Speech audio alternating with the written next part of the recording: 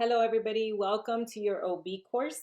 Today, we're going to be talking about postpartum nursing care. Some of the things that we're going to cover are physiological changes that occur in the postpartum period and health promotion and discharge instructions that the nurse must provide for the patient during the postpartum period, including contraception. We're also going to discuss transitioning to parenthood and then discharge education with reference to the care of the newborn.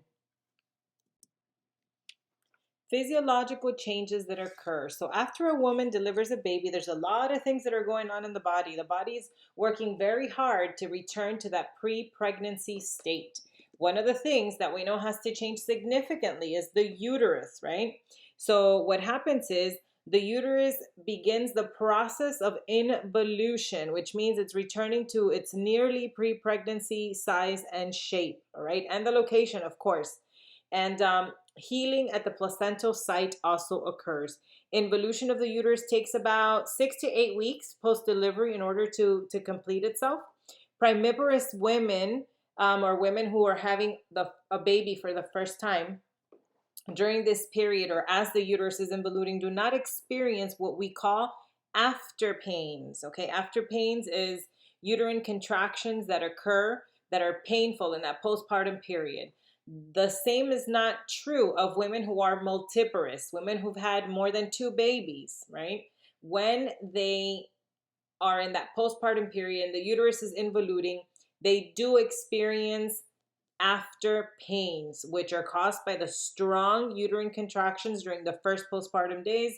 Please note that breastfeeding increases these after pains because as the infant is suckling, oxytocin is released, which results in uterine contractions. All right, this is good.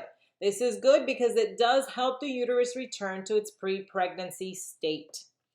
And a lot of times people will say, if a woman happens to have a baby and you don't have any oxytocin, you're out in the middle of nowhere, you put the baby on the breast, have him latch on the breast, and naturally your body would produce oxytocin, which would help with uterine involution. What happens when the uterus is involuting? It contracts. When your uterus is contracted, the vessels that were previously supplying the placenta with the blood, maternal blood to the baby, also are constricted or become constricted. Consequently, there is less hemorrhaging or less bleeding in the postpartum period when your uterus remains contracted. This is one of the things that we have to check during this postpartum period. There is an assessment that we do and it's called bubble he. Now we really call it bubble Lee, L-E, because we no longer really check for the Homan sign, and I'll talk about that in a little bit. So again, with the uterus, please note, we want it to be firm. We want it to be contracted. It should be. We should expect to feel the fundus or the top part of the uterus 24 hours after the delivery of the baby, 1 centimeter below the umbilicus, midline firm. How and when do we assess the uterus? During that first hour post-labor, the uterus should be checked every 15 minutes. During the second hour, we should assess the uterus every 30 minutes, and then every 4 hours for the next 22 hours.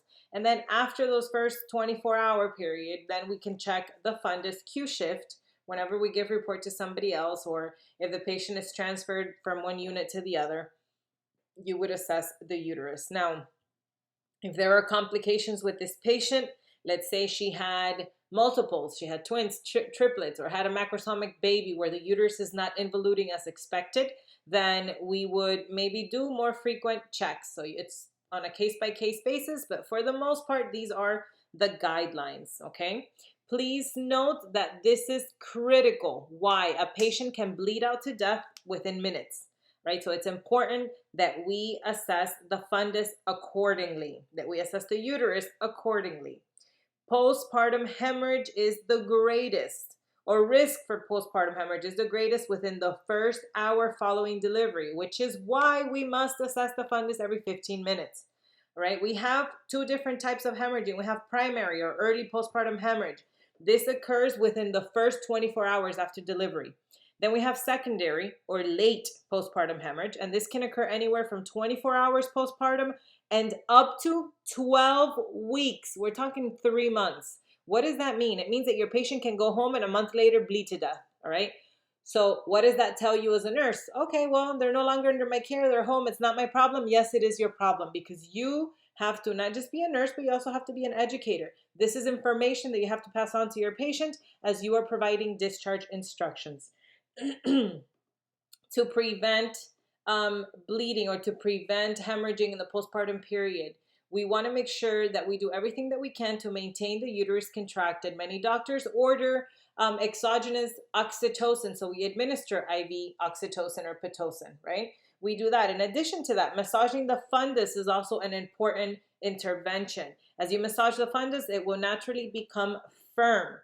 We want to prevent having an over-distended bladder or a full bladder. When the bladder is full, okay, the same way that the bladder has to be full at the beginning to displace the uterus so that we're able to assess the baby in an ultrasound. In this case, when the bladder is full, it displaces the uterus to the side and it becomes boggy. Boggy is another word for soft, okay? It becomes relaxed. As your uterus is relaxed, guess what happens to those blood vessels that were previously feeding the placenta? They're also relaxed and they are wide open. So it's like having a faucet that's open and your patient will continue to bleed. So what do? If my patient comes in and she says, I think I'm bleeding, you go in, you assess, you palpate the fundus. It is deviated to the right. It is soft. You want to massage it, but if it is deviated to the right, you have to automatically know that that this is possibly happening because her bladder is full. So what are you going to do? Offer your patient a bedpan, okay? And make sure that she voids. The first void, a good void, should be of 300 cc's. If it's less than that, you may want to consider straight cathing your patient. So you put a catheter in the urethra and you make sure you empty out that bladder. Then you massage your fundus and you make sure that the bleeding subsides or decreases significantly, okay? When we are massaging the uterus, we're not doing it so gently. It's kind of a vigorous massage, okay? But what do we have to do? We want to make sure that we support the lower segment of the uterus by placing one hand just above the symphysis pubis.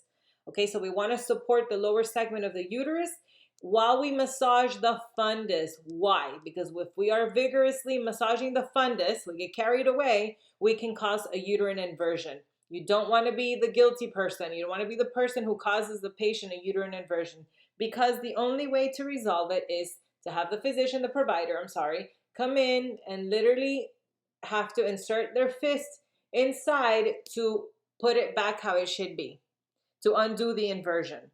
Please note that this happens because when we're pregnant, the ligaments are stretched out, okay? And when you're applying fundal pressure, it could result in the uterine inversion. Very important, guys. I want you guys to know that the top of the fundus, 6 to 12 hours postpartum, it's usually at the umbilicus, maybe slightly over the umbilicus. But 24 hours after the delivery of a baby, the fundus, so the top part of the uterus, should be 1 centimeter. 48 hours or 2 days after the delivery, the top of the fundus should be 2 centimeters below the umbilicus. 3 days, 72 hours after the delivery, the top of the fundus should be 3 centimeters below the umbilicus. 3 centimeters or 3 finger breaths. It's written differently in different texts. Okay, so 1 day, 1 finger breath. 2 days, 2 finger breath. 3 days, 3 finger breaths, so on and so forth. By day 9, you really are not able to palpate the top of the fundus. It's gone back, or it's close enough to where you no longer palpate it. It is in the pelvic cavity. Okay, so it's important that we understand this and that we know this, supporting the lower segment of the uterus and what the expected finding is of the fundal position in a woman postpartum according to the days postpartum. Subinvolution can occur, which means the uterus is not involuting as expected. It's basically the failure of the uterus to involute or descend as expected. And some of the causes include retained placental fragments, infection, and over-distended uterus. So if mom had twins and she's 1 day postpartum and the top of the fundus is at the umbilicus, am I as a nurse going to freak out? No. For me, it's an expected finding because her uterus was overstretched, for 7 months, 8 months, however long she was pregnant for. And it's going to take a little more effort. It's going to take more work to go back to its pre or near its pre-pregnancy state. Now, if the patient has subinvolution and upon palpation she has tenderness, then I will suspect an infection. And it is something that I have to make sure that the physician knows about. Again, like I said, some of the interventions that we do is the use of oxytocin, Pitocin. And it is important that we know that this has to be administered in the postpartum period. Some doctors, very few, do not order it, and they highly encourage breastfeeding because it does, in essence, the same thing. But it's commonly used. It's widely used in the postpartum setting. Remember, oxytocin is generally ran on a pump. In the postpartum period, though, we're not as strict. Sometimes we can, if your patient is hemorrhaging, we can bolus them with oxytocin. The endometrium, okay, the endometrium, everything is changing, everything that's in utero, all right? So we want to make sure that we are monitoring the lochia, the bleeding, the hemorrhaging, okay, or whatever's going on with your patient postpartum. Hopefully it's just regular, postpartum bleeds. Even, by the way, I'm going to answer this question because a lot of students have it. Do women have bleeding or a period after cesarean section? The answer is yes. Whether you deliver vaginally or via cesarean section, you will have lochia. It is called lochia. That is the terminology. Okay. Days 1 to 3, you have lochia rubra, which means it's red blood, right? And they should have small clots. The amount should be moderate to scant. And if your patient is lying down and then they stand up, they will feel a rush. It'll increase. The flow while they're standing will increase. That's expected. And it has a fleshy odor, okay? What lochia or what is not normal during these first 3 days? If they are saturating a pad every hour, okay? This could be indicative of hemorrhaging. Or if it's really severe, sometimes they'll saturate a pad in 15 minutes. If you have foul odor, if the lochia doesn't smell fleshy, it smells foul, it could be a sign of infection. If instead of secreting clots, they have placental fragments. So you have to tell your patient, you have to touch the clots and make sure that it is indeed a clot and not tissue, not placental tissue. Those are deviations from normal and they have to be reported. Days 4 to 10, the lochia goes from rubra to serosa, lochia serosa. The color is pinkish or brown. The amount decreases as well. It is scant. And the flow can increase during physical activity. Again, the smell should be fleshy. If we have foul odor, we're concerned. If we are saturating our pad, we're concerned. And continuation of rubra stage after day 4, meaning you're still bleeding heavy after day 3. After day 4, you need to report that. Day 10 and onward, and it changes, the amount of time that this lasts changes by individual. We have what we call lochia alba, and it is a yellow to white discharge, all right? And it's a scant amount, also has a fleshy odor. Again, if you have gone through all these stages, lochia rubra, lochia serosa, then lochia alba, and you're on lochia alba and all of a sudden you go back to lochia rubra, major red flag, no pun intended. You need to notify your provider. This is a sign of possible late postpartum hemorrhage and it must be reported. Okay? So keep that in mind. Excessive bleeding and early warning signs of excessive bleeding. You want to make sure that your patient is voiding, again, at least 300 cc's to prevent this. All right, you have to be weighing everything that gets soaked with blood. This is called quantification or of blood loss, or QBL. All right, so if your patient during the first 24 hours, we definitely want to weigh this. A patient who had a vaginal delivery should not have more than 500 cc's of blood during the first 24 hours. If we have a patient that is a cesarean section, then obviously it should not be more than 1,000. Okay? If a vaginal delivery patient, you weighed and you quantified all the blood during the delivery and she lost 300 cc's, then she goes to the postpartum unit and she starts saturating a pad. That nurse during those first 24 hours has to make sure that she weighs that pad And we already have little sheets that tell you how much the pad weighs when it's dry. And so the difference would be the amount of blood that they have lost. Okay, 1 gram is the equivalent of 1 ml. So let's say that patient continues to saturate the pads and she dirties her sheets and all of that. You have to weigh everything. And they go to 700 cc's of blood loss within that 24-hour period. That patient is considered to be hemorrhaging, because with a vaginal delivery, we don't want it to be more than 500. So remember, 1 gram is equal to 1 ml of fluid. If you have a patient who is hemorrhaging, and let's say you have a bunch of patients and you didn't have time to go visit her as often or as quickly as you wanted to, and the patient care technician comes and tells you, oh, by the way, her blood pressure is really low, but her heart rate is fast and she's like hyperventilating, you need to suspect that she's going into hypovolemic shock. She might be hemorrhaging, and you need to prioritize that patient. The vagina and the perineum are also obviously affected. When you have a vaginal delivery, it's more than when you have a cesarean section. There's multiple things that can occur. You can have a laceration. You can have an episiotomy. All right. And if your patient had either of these, okay, she's going to have pain. They have to be repaired, which means the physician has to put in sutures.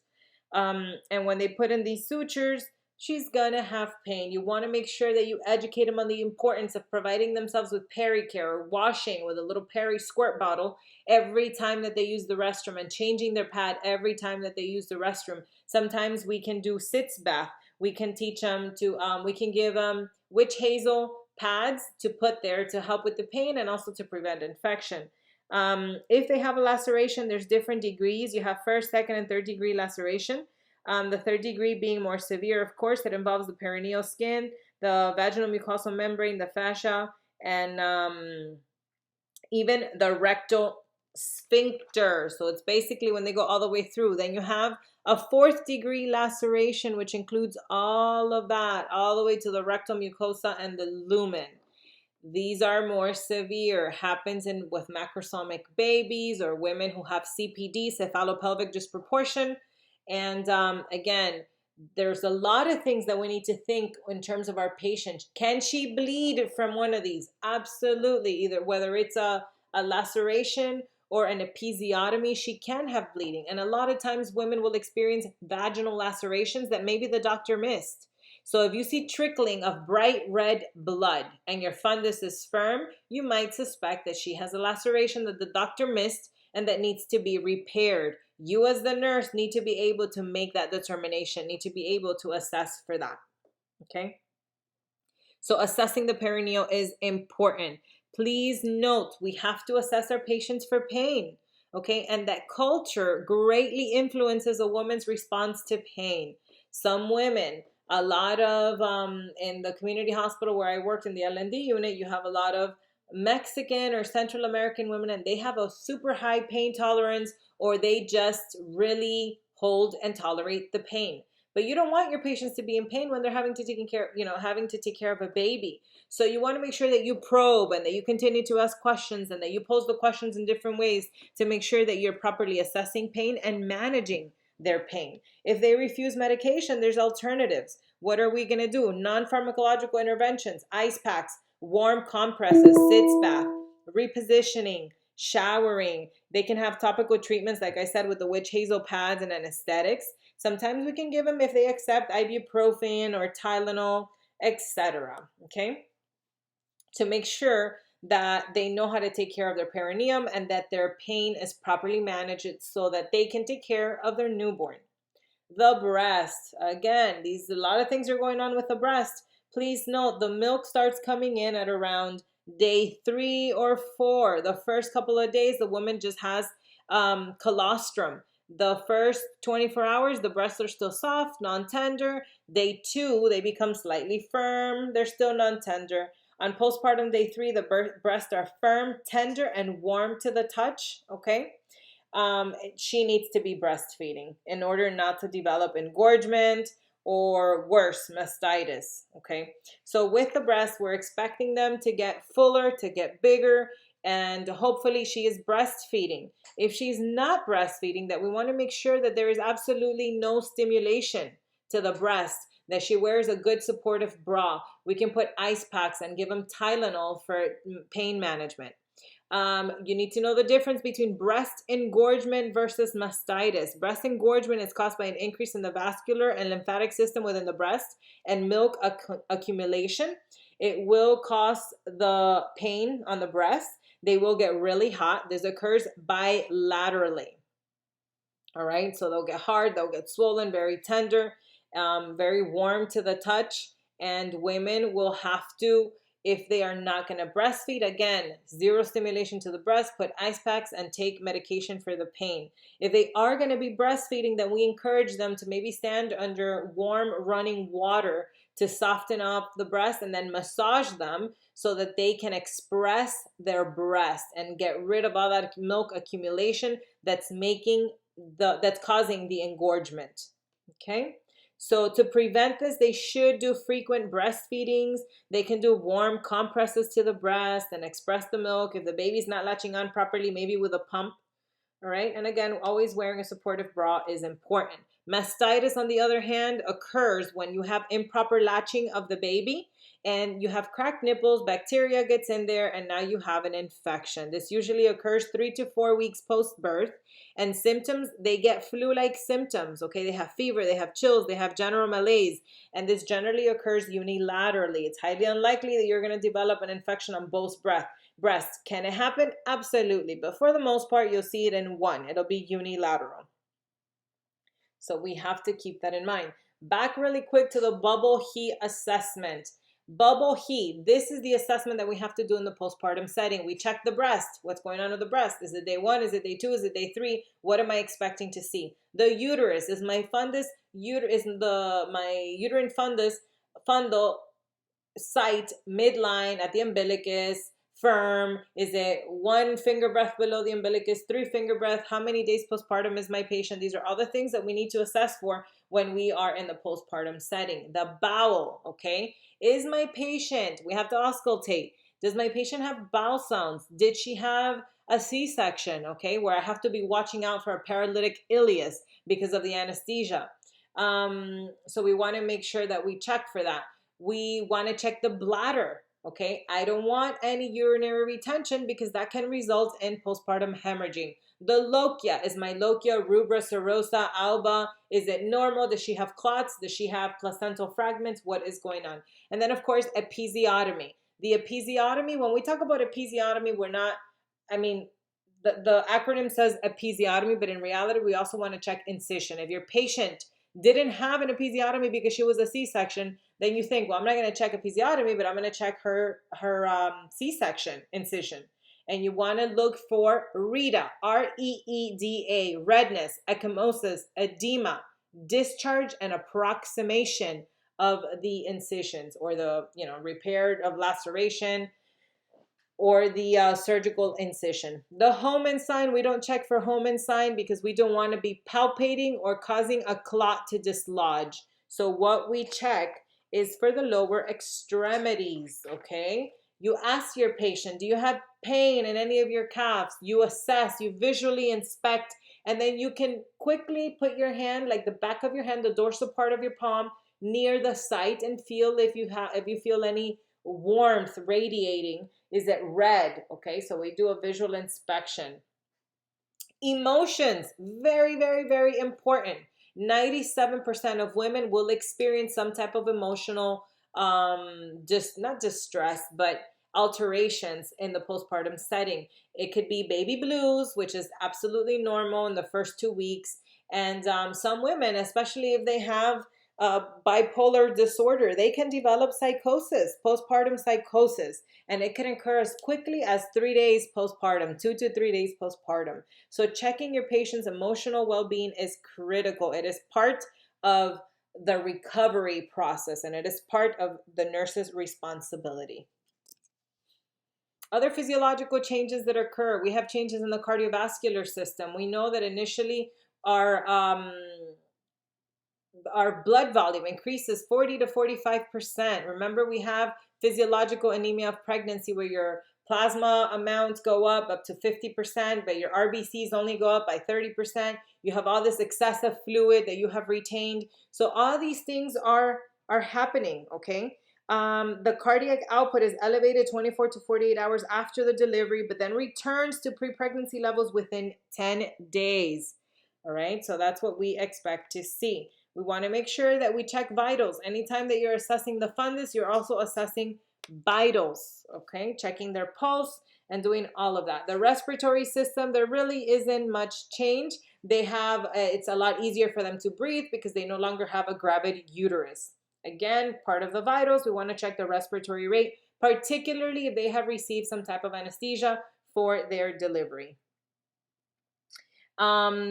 Let's talk about the immune system. Okay, the immune system, which is suppressed during pregnancy, returns to normal in the postpartum period. Okay, it is common for women in the postpartum period to experience mild temperature elevations during the first 24 hours. Why? Because they have just experienced exhaustion, muscular exertion, dehydration, and hormonal changes. Okay, a woman just went through God knows how many hours of labor. So it is normal for their temperature to be a little elevated. They might also be dehydrated because they've been sweating and in labor. It's called labor for a reason. It is a lot of hard work. It is very physical. So we are only concerned if they have temperatures greater than 100.4 degrees Fahrenheit or 38 degrees Celsius after the first 24 hours on 2 occasions. But during the first 24 hours, if they have a mild temp, it is not something that we freak out about. We would want to give them maybe ice chips to chew, and certainly we want to hydrate them. Okay, WBCs are also going to go up during this time.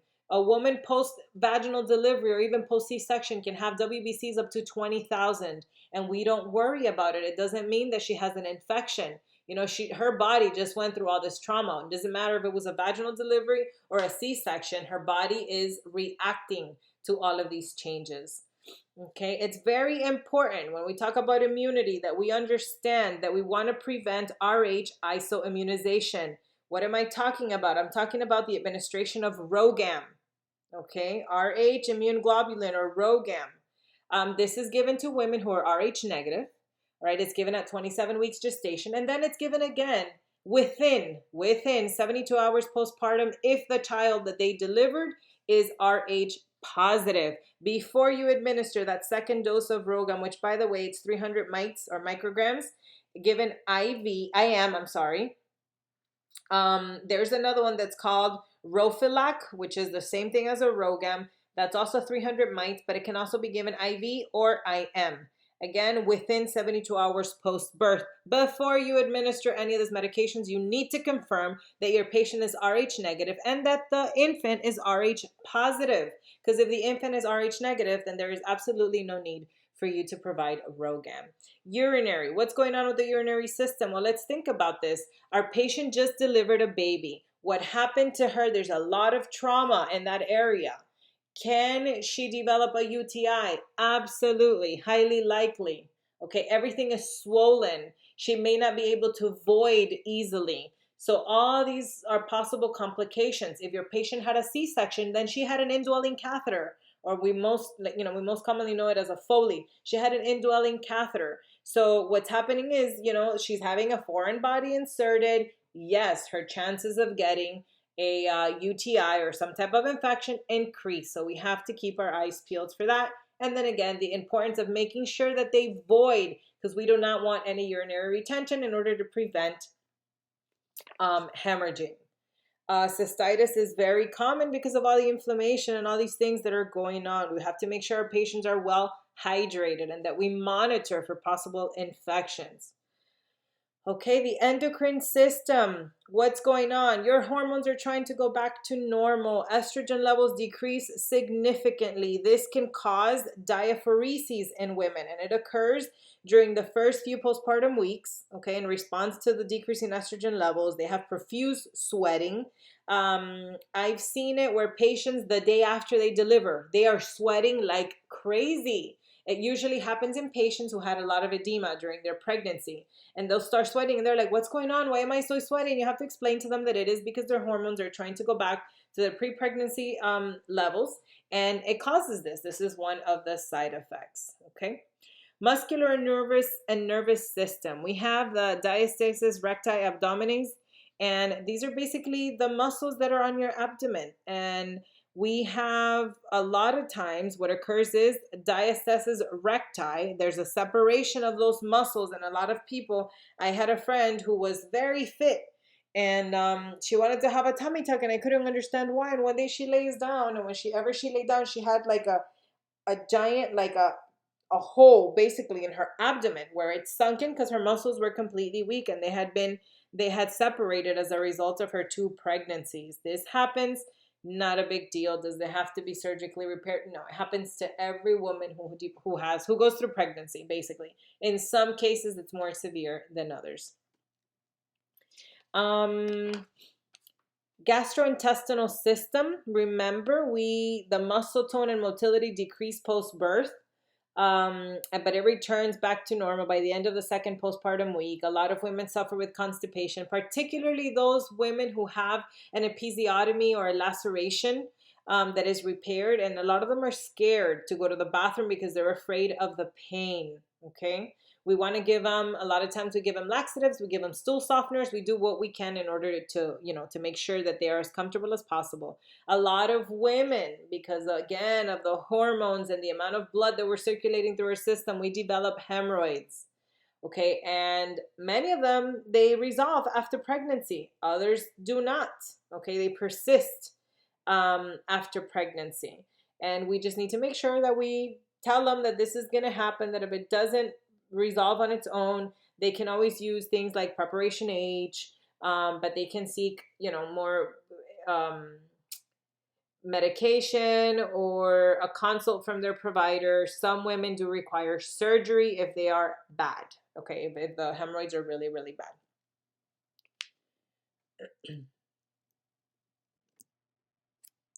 Health promotion, okay, in this period. Signs of complications. This is something that we need to discuss with our patients.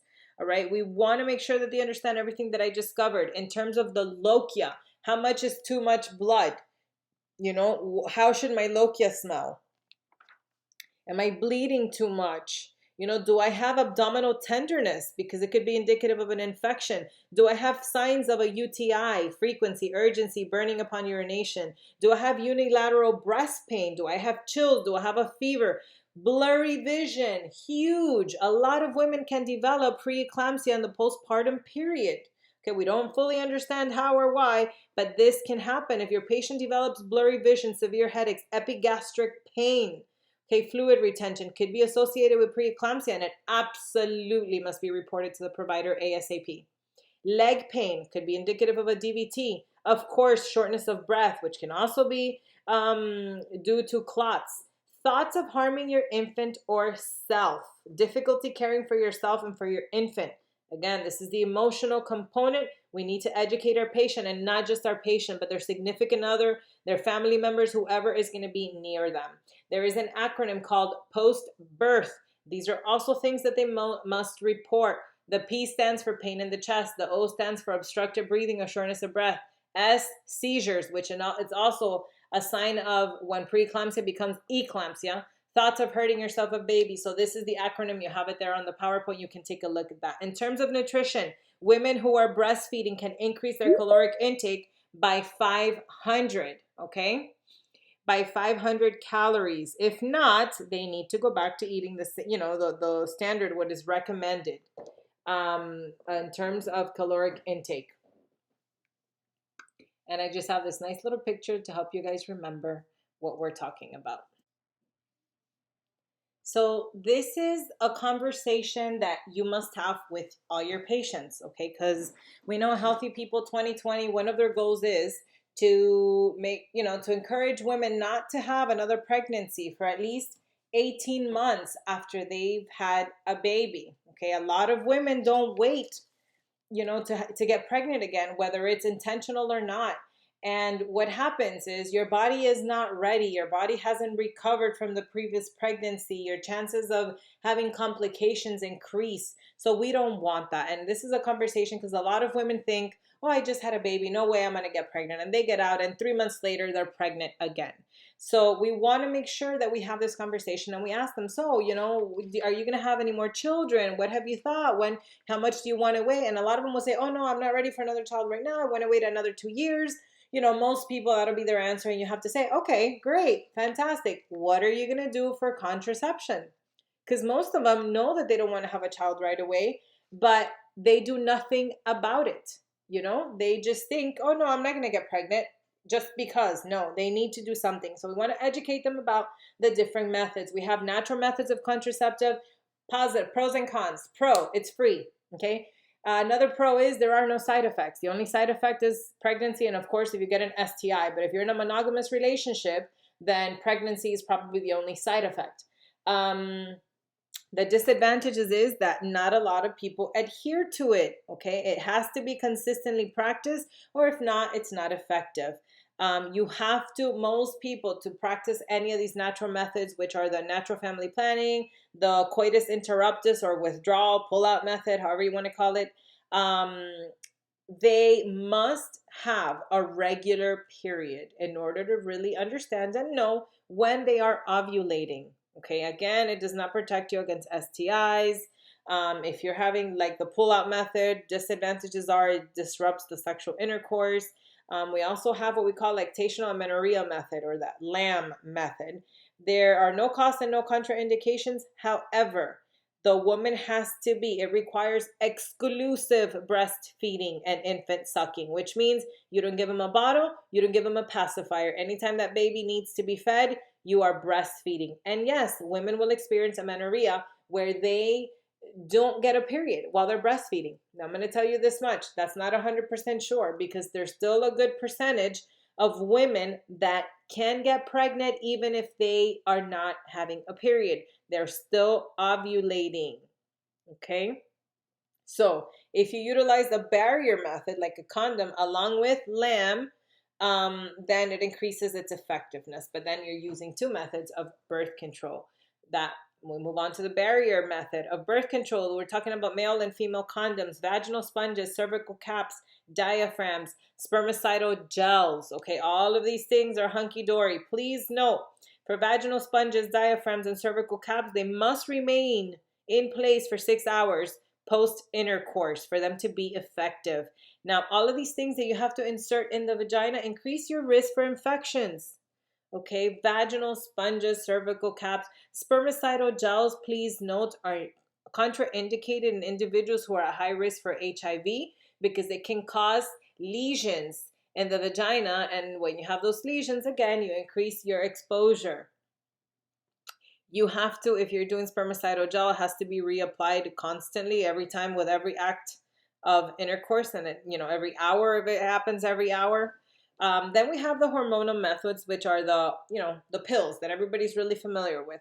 Hormonal methods are fantastic. However, there are many contraindications. If you have a history of DVT, hypertension, heart disease, women who are 35 years of age who smoke, if you have active cancer, genetic clotting disorders, liver disease, all of these are disadvantages because they can complicate these diseases or cause them in reality. You also have side effects that people get nausea, headache, they can have spotting, weight gain, breast tenderness, they develop cloasma. Okay, so the same changes that occur when you're pregnant, where you get that hyperpigmentation, the mask of pregnancy, you can also get it from birth control. Now, we have different types of hormonal. You have the combination, which is estrogen, progesterone, and then you have the one that we call the mini pill. Okay, the mini pill has less hormones, but the side effects are in essence the same. We also have emergency contraceptives, which is what we know as the morning after pill. It has to be taken within 72 to 120 hours of intercourse, okay? And it's over the counter for women age 17 or older. And but nowadays, I believe anybody can go into the store and just pick it up. They don't ask for ID. They don't ask for anything.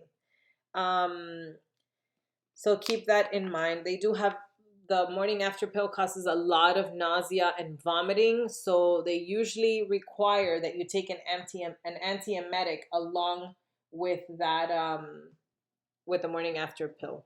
The progestin only or the mini pill, remember you have to take it every single day at the same time.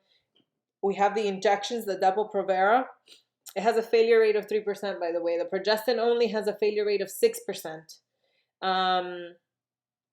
The injections, the positive thing is that you can take it 4 times a year.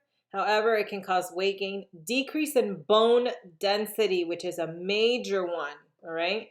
Delayed fertility. So once you stop the injections, it could take a while before you become fertile again and are able to conceive.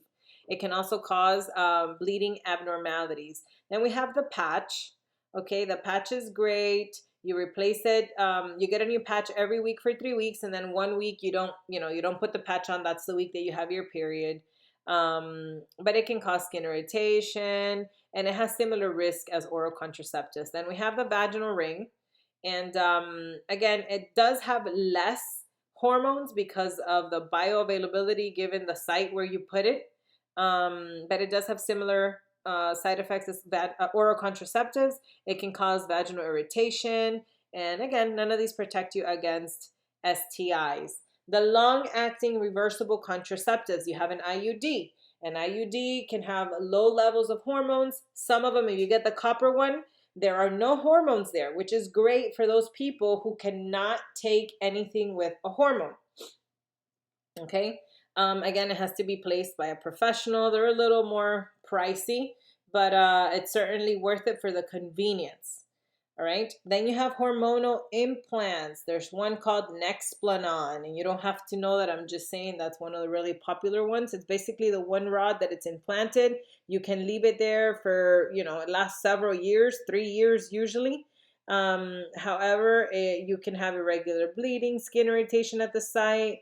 And then it can have similar side effects as the oral contraceptives, and you have to have a provider remove it, insert it and remove it. And then of course we have sterilization, which is the vasectomy, tubal ligation, or the sterilization implant, which is this little coil that goes inside the fallopian tubes, one in each. And then when it develops scar tissue, that's it, you're done.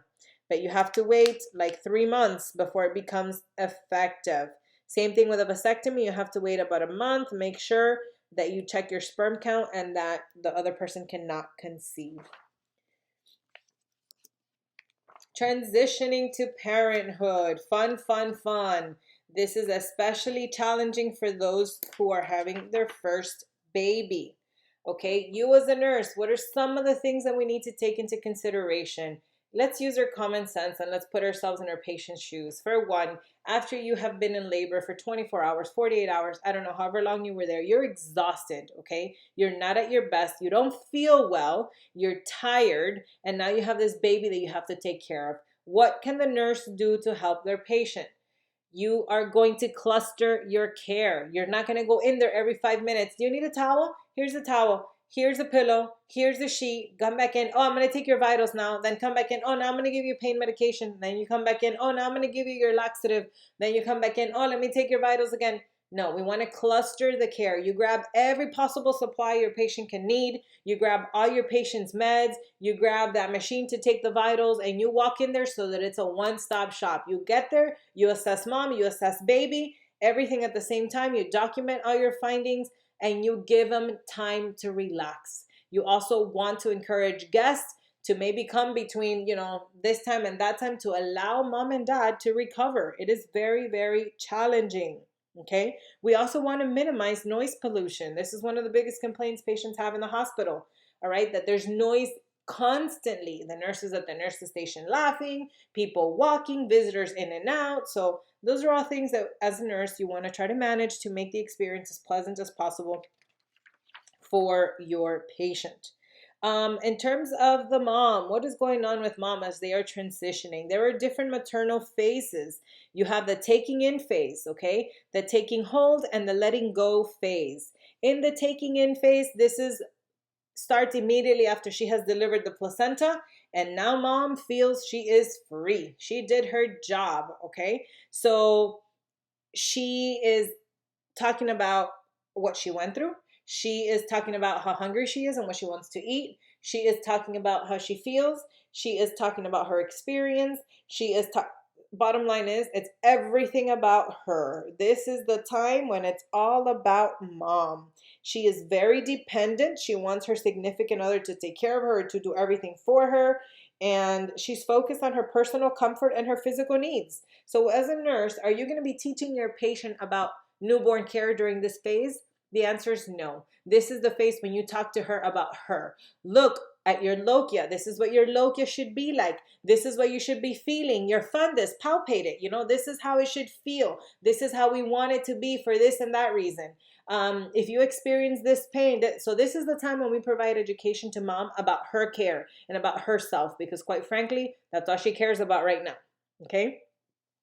Then they transition. It could be up to, 48 hours, but usually after the first 24 hours, they're like, wait a minute, it's not about me anymore. Now I have this little baby and I have to go home with this baby tomorrow. I need to know what the heck I have to do with this kid, right? So what happens is she'll start asking questions and she moves her focus from herself to the infant. This is the time you, as an intelligent nurse, are going to take to educate her on how often the baby should eat, how many soiled diapers they should have a day, the different signs that they should be looking out for, the cues that they should be looking out for when her baby is hungry. This is when you want to educate her on safety for the baby, putting them back to sleep, sleeping on their back for safety purposes, the water temperature to bathe the baby, etc. All of these things. This is the taking hold phase. Taking hold. She's assimilating her role as a mother. She begins to become independent and not so reliant on her significant other. And again, she wants to know about the baby. During this stage, the woman might feel a little overwhelmed. This is your chance. This is your time to educate her and to tell her that it's okay, that she's going to get through it, and that many, many women have done it, and that she is capable as well. The letting go phase usually occurs once they're at home, and this is the time when they truly have assimilated their role, not just as a mom, but as a unit, like how everything is going to work as a family, her role in that family unit, how the role the baby plays, the significant other, and herself. She returns. She usually goes back to work or to school. She's more independent, but they grieve the loss of their relationship, what they had before a baby. When they had no baby or were pregnant, they could get up and go whenever they wanted to. They can go eat whenever they wanted to, do whatever they want. Now, if they want to step out, they either have to get a babysitter or they have to pack up a bag, grab a car seat, do all these things, and it's exhausting, okay? So they grieve that relationship or the lifestyle too that they had prior to having a baby. Okay, one of the other things that we have to consider during this transition is adolescent parents. You might have a woman who's 40. You might have a patient who's 25. I've had patients who are 11 years old, okay? And it's a baby, having another baby. You have to treat them with respect even though they're children, because they became a parent, okay? You treat them with respect. You educate them. Of course, you're going to also educate their support system, whoever's supporting them, mom, significant other, grandmother, whoever it is. But it's a lot more challenging. Please note, adolescent parents are at high risk for impaired attachment, okay? They have a hard time. They struggle because they don't even know what hit them. They got pregnant and they didn't even know what they were doing. At 11 years old, you have no clue. So these patients require more support. You have to make sure you assess their level of knowledge. How much do they know? How much teaching do you have to do? With these patients, you probably have to do a lot more. You want to make sure that you present the information at an age-appropriate level. And then again, include the significant other if they are present in all of this teaching. You want to involve the parents because ultimately they're probably the ones who are going to be, responsible or taking care of a lot of this. And discuss what the expectations are with their parents, with the mom, the adolescent parents. What do you think is going to happen now? They're sacrificing their social life, which is huge during this time, and they have to understand that their life is going to change. Again, a lot of support required for these patients. And you have same-sex parents. What do we want to say about that? Respect, okay? Respect. Be cautious with the words that you use, that you choose. and you treat them like you would any other patient. And I think that respect is key for everything. You want to make sure that you provide support, that you provide the right education, and that maybe you can refer them to a community support group if they feel like, they need that. Attachment and bonding. This is critical. This is something that has to happen during the first couple of hours. In reality, we have this thing, and we'll talk about it later on. It's called the golden hour. This is when the baby is skin to skin with mom and they are bonding, and it is beautiful. And it doesn't have to be with mom only. Daddy can put him on his chest, skin to skin, okay? So that they can, develop that bond. There are some risk factors that delay bonding. If the mom is sick, let's say mom has hemorrhage and she has to go to the ICU, she's not going to be with her baby. So it can lead to impaired or delayed bonding. If the baby's sick and has to be in the NICU and mom can't carry her baby and hold him and do skin to skin, that could be very challenging. Fatigue during the postpartum period, of course. Age and developmental age, what we just talked about. Adolescents are at a high risk for impaired bonding because honestly, there is a challenge there. They're young, they're too young. Physical discomforts of the mom, and then of course, outside stressors not related to pregnancy, such as finances, poor social support system. If the patient has a drug addiction problem, all of these things will cause impaired attachment. And we have to make sure that we are aware of all of those and we try to mitigate those conditions as much as possible. Then we have what we called sibling rivalry. This is huge, okay? Sibling rivalry has to be addressed, and not in the postpartum period. It should start the minute the woman finds out they're pregnant, if they have a younger, an older sibling. So they want to make sure that they involve that baby in the pregnancy and in the process so that they don't feel left out. A lot of these children will regress. That is an expected finding. What are you in the postpartum setting going to do? You also want to do the same thing. You want to involve them. You want to make sure, hey, do you want to hold your brother? Hey, look at the baby, what he's doing. He kind of looks like you. You want to encourage the parents. The parents should be getting a gift for this baby, saying that it's coming. For their child, saying that the baby's bringing them a gift. So you want to make them a part of it so that they do not feel left out. This is very, very important. In terms of the father is going through a lot because they have to be the support system, and yet a lot of times they get left out because people think, well, they didn't give birth, but they're still part of the process. Men will go through this thing, what we call engrossment. And engrossment is when the dad becomes completely preoccupied and absorbed with their baby, and they're like counting their toes and looking at their eyes and their lashes and eyebrows or lack thereof. They're looking at everything. They're just completely enamored with their baby. Engrossment, again, more terminology that's specific to OB. So we need to make sure that we keep all of that in mind. The postpartum blues, we talked about that, okay? The postpartum blues, but before I get to that, let me talk about parent-child communication. Parent-child communication is it's basically what transpires between the parent and that new baby. It's not just mom and dad, or mom and mom, or dad and dad, whoever, talking to their new baby. It is the baby communicates back, and they have different ways of communicating, all right? Babies cry when they're uncomfortable, maybe when they're hungry. If they're crying because they're hungry, they're too hungry at that point. When they do cooing, they do facial expressions, eye movement, okay? Smelling their parents, cuddling. There's this thing called entertainment. Entertainment is a phenomenon where the baby moves their little legs or their arms in a rhythmic pattern, okay? So according to how the parent is speaking to them, they'll move their little arms and legs accordingly. It's called entertainment, and it is a way for them to be cute for mom and dad. They want to look cute, okay? The best time to feed your baby, please note, is when they are in a quiet, alert state. It is the best time for interacting, okay? So we want to make sure that we know that. If your baby starts sucking on their hand or anything like that, those are cues for hunger, all right? And we want to make sure that we teach parents this. The postpartum blues, I talked about this a little bit. We want to make sure that we educate the significant other and those around them to know that this is something that can happen and that they have to address it. If a woman after 2 weeks is still crying over everything, maybe not taking care of herself properly, maybe not taking care of the baby as she should. She has anger, anxiety, mood swings, sadness, weeping, difficulty sleeping or eating. We want to get help for them because we don't want them to miss out on the care of their child or enjoying their child because they are struggling with all of these hormonal imbalances. So it's critical that we educate everybody, not just the mom, because while she's going through it, she may not be able to see it, but those around her should be able to see it, right? And we want to educate it as part of our role as a nurse.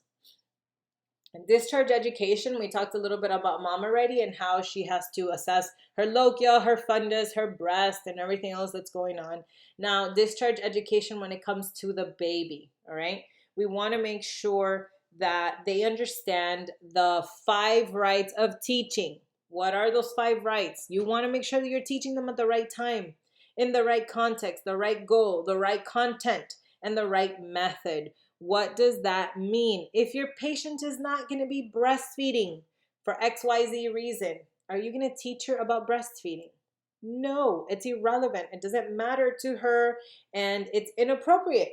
You know, it's not the right content because she's not interested. It does not meet her needs. Okay. If your patient is sleeping because she's exhausted, and at that time you had time to teach her, are you going to walk in there and teach her at that time? No, it is her right to make sure that you teach her at the right time. All right. So you want to make sure that you allow her to rest, that she's pain free, that maybe she's not anxious, because if she's tired or she's in pain, guess what? You could sit there and teach her until the cows come home. She's not listening. So make sure that you're aware of all of these rights. In terms of breastfeeding, we want to discuss the proper latch. Teaching your patients about proper breastfeeding latch is going to be huge. Why? Because it'll prevent cracking nipples that are cracked, which again can lead to mastitis. It'll prevent a lot of issues. The baby's going to be happy. We want to educate them on the importance of breastfeeding. A1, which is the Women's Health Obstetric and Neonatal Nurses Organization, encourages breastfeeding because it has a ton of benefits for the baby. It decreases the risk of gastroenteritis, hospitalization due to RSV, otitis media, necrotizing enterocolitis, SIDS, or even UTIs, okay? Over the long term, breastfed infants have a decreased risk for asthma, atopic dermatitis, cardiovascular disease, celiac, childhood inflammatory bowel disease, obesity, and sleep disorders. For the woman, there's also an array of benefits. It helps to stabilize blood glucose, okay? So women who are diabetic should be highly encouraged for this, or even those, especially those who have gestational diabetes, okay? Which, by the way, are at 50% chance, have a 50% chance higher than a normal person who does not have gestational diabetes to then develop type 2 diabetes later on in their life, okay? So for the woman, if you're breastfeeding, exclusively breastfeeding, you burn about 500 calories a day. That's like 2 hours at the gym, all right? And you that's my sales pitch to my patients when I want them to breastfeed. I'm like, listen, you just have to breastfeed and it's like going to the gym for 2 hours. Make it happen, you know? And it helps to stabilize your glucose. It's going to help you lose weight. There's a lot of pros, not to mention the oxytocin is called the happy hormone because it makes you feel good. Once you get into the groove of breastfeeding, it makes the woman feel good. There are some contraindications, okay? If a mom has active or untreated TB, you want to make sure that they're not breastfeeding. Women who are receiving radioactive isotopes or chemotherapy, women who have herpes simplex lesions on the breast cannot breastfeed, not in the vagina, on the breast. Women who are HIV positive cannot breastfeed. Women who use street drugs such as cocaine, because it crosses the breast milk, they cannot breastfeed. And then infants with galactosemia obviously cannot breastfeed. Breastfeeding infants with PKU, phenylketonuria, and you guys are familiar with this already. Remember, they cannot digest phenylalanine, all right? They don't have the enzymes.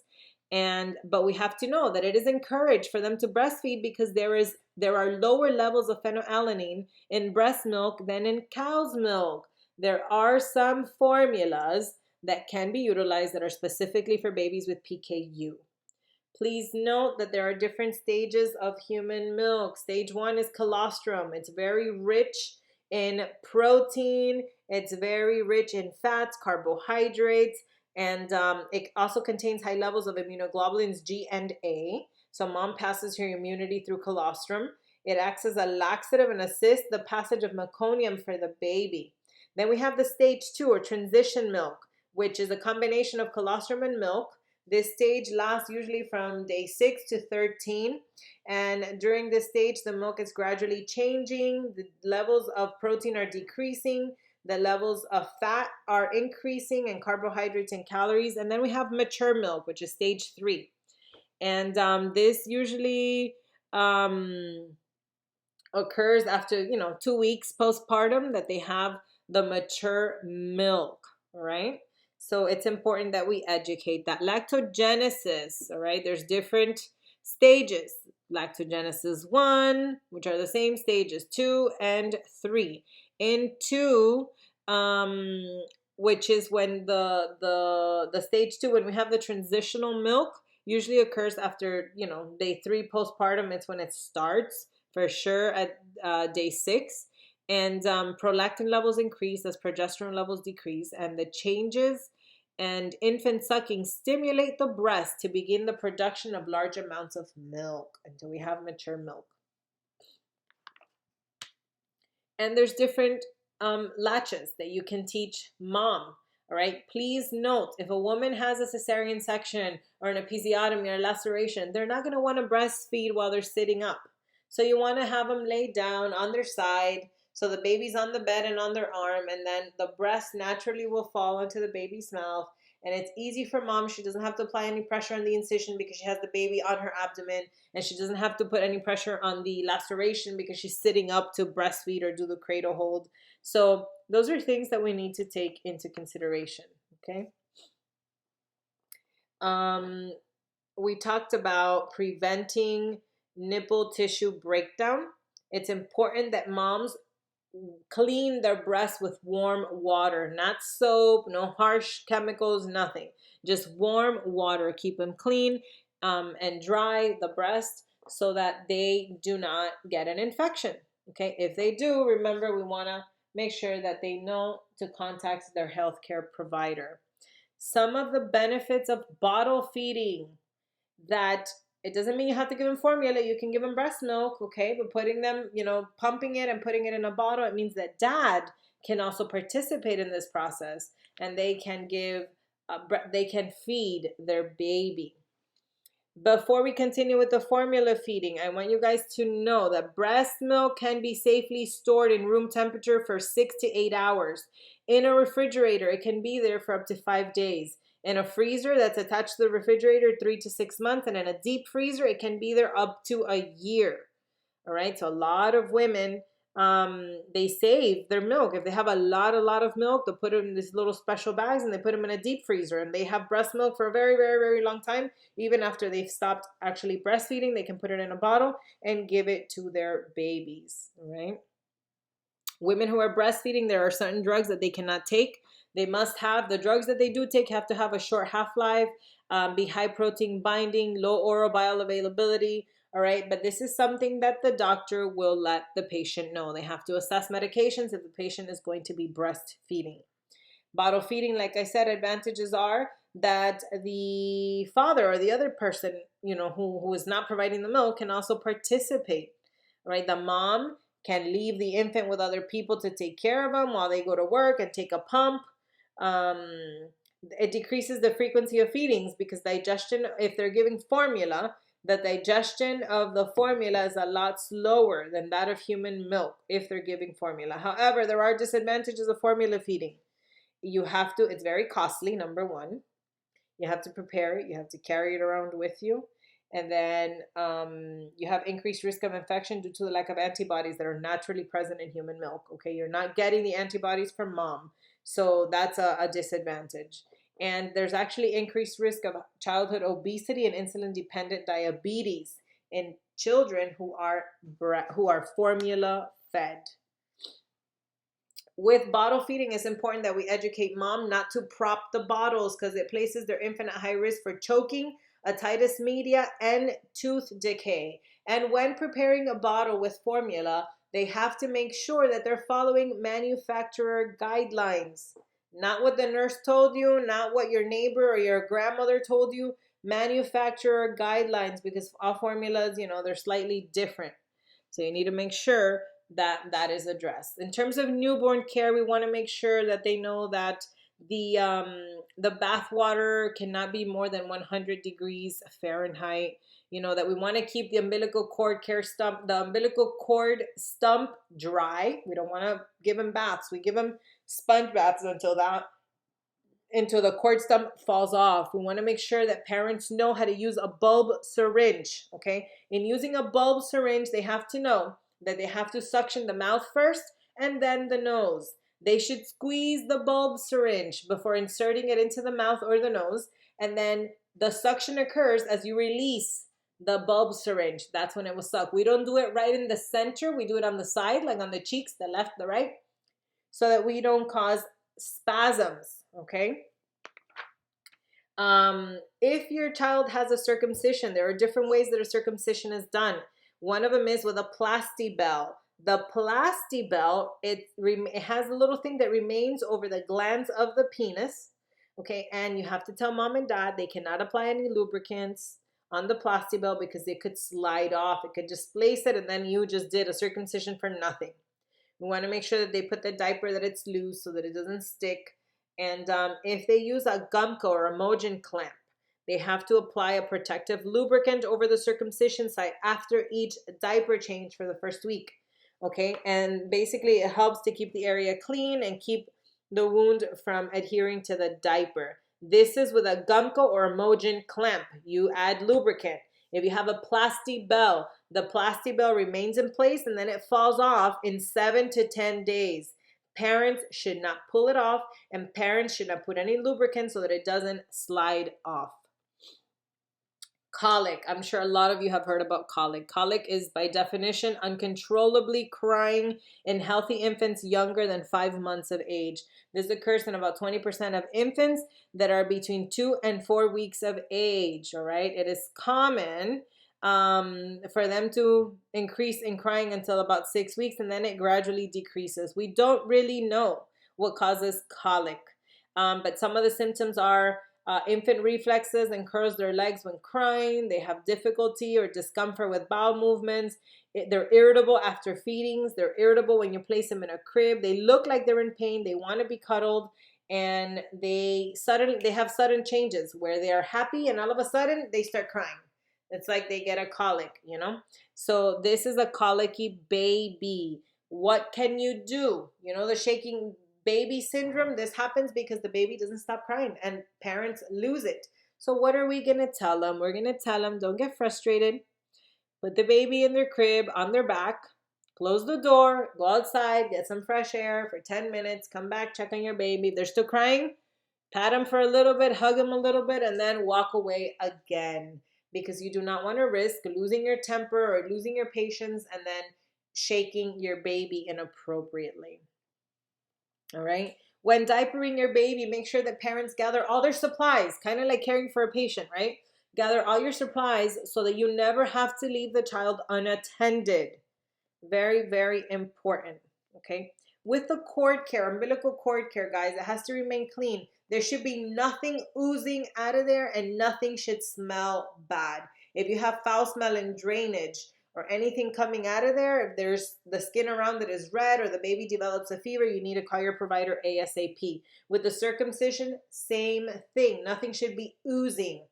They will develop this yellow thing, film, looks like a mucus, over the glands. That's okay. That is normal. But it should not smell bad. If it smells bad, it's an infection. If they have bleeding from the circumcision site or from the umbilical cords, they have to notify their provider. Okay, it is important that we know that babies should pass several stools per day. All right, several stools per day and at least 6 wet diapers a day. If a baby has runny and green stools, or the baby has fewer than 6 wet diapers per day, they need to take the baby to their pediatrician. They have to call their provider. Babies dehydrate really, really fast, so it's important that we address this. When assessing babies in the clinic, you want to make sure that they are not the victims of pediatric abusive head trauma. What are some of the signs and symptoms of PAP? It's babies who are extremely irritable, lethargic, they have poor feeding, breathing problems, they can have seizures or convulsions, vomiting, decreased smile or vocalization. All of these things could be indicative of some type of trauma that may have caused intracranial pressure, and it's resulting in all of these symptoms. So when we are working at a pediatrician's office, we want to make sure that we're cognizant of that and that we keep our eyes peeled for it. Safe sleep. I have already said it a couple of times. Babies have to sleep on their back, not on their tummy. Babies who sleep on their tummy increase their chances of having SIDS, and we do not want that. They should be on a firm surface covered with a fitted sheets. There should be no toys, no loose bedding sheets, no bumpers, nothing in the crib, okay, or the bassinet. Avoid smoking inside the house, obviously, because it increases your chances of SIDS. And again, always on your back. Never leave your babies unattended in a flat, elevated surface, because even if you think they can't move, they will shimmy on over and they will fall. So don't do that. Car seat safety. Babies should be in a rear-facing car seat until they're 2 years of age, or 20 pounds, or according to the height and weight limit allowed by the manufacturer. 2 years of age, 20 pounds, all right? Or whatever the manufacturer says, but on average, that is what we're looking at. They should be rear-facing, and I know that not a lot of us have seen 2-year-olds facing the back, but then again, we have a lot of 2-year-olds who do not weigh 20 pounds. They weigh a lot more. So the bottom line is, when you educate, this is what you need to tell them. The high chairs for the baby, they should have a wide base to prevent tipping over. The water heater in the home should be set at 120 degrees Fahrenheit or lower. 120 degrees Fahrenheit or lower. That is the water heater, not the bath water. The bath water should be anywhere from 100 to 100.4 degrees Fahrenheit, or 37.8 to 38 degrees Celsius. Never leave your infant in a room with a pet without supervision. Your dog could be loving and kind and gentle, but it's still a dog, and you do not leave your newborn baby with any kind of pet in a room unattended. Okay? Again, with sibling rivalry, always make sure that parents know to spend time with their other sibling without the baby. Okay? To hold them, to make sure that they feel part of everything and not left out. Swaddling or soothing babies, okay? 5 ways that we can soothe babies. We call them the 5 S's. One of them is swaddling, side positioning or stomach positioning, supervised by an adult. Yes, you can lay your baby on their tummy for a little bit if they're a little restless, but you need to be there to supervise them, okay? Shushing, going like this, because they are used to that sound when they're in utero. Swinging, you could sway yourself from one side to the other, and that soothes them. And then sucking, give them a pacifier, okay? They're called pacifiers for a reason.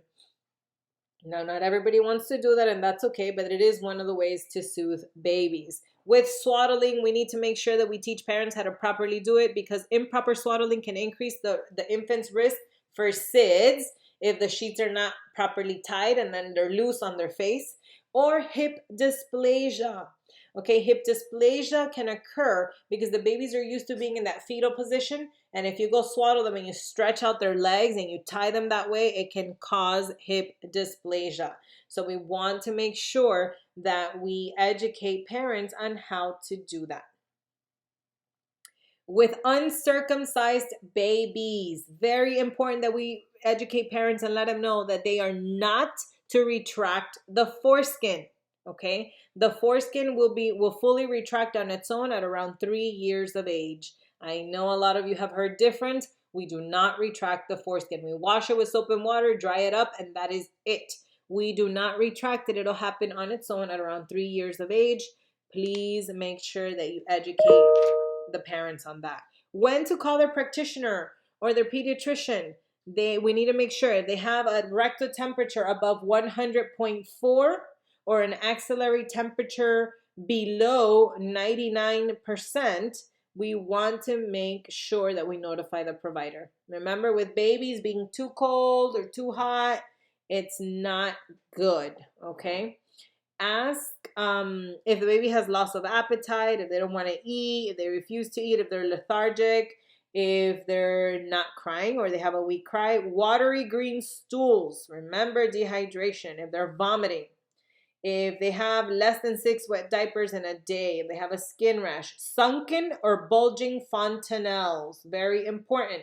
Sunken fontanelles are indicative of dehydration, and bulging fontanelles are indicative of intracranial pressure. They have to be reported. We need to call the provider. If they have bleeding from the circumcision or the cord site, or if they have any foul odor from the circumcision or the cord sump site, we have to make sure that they know to notify their provider. So I hope you've enjoyed this video.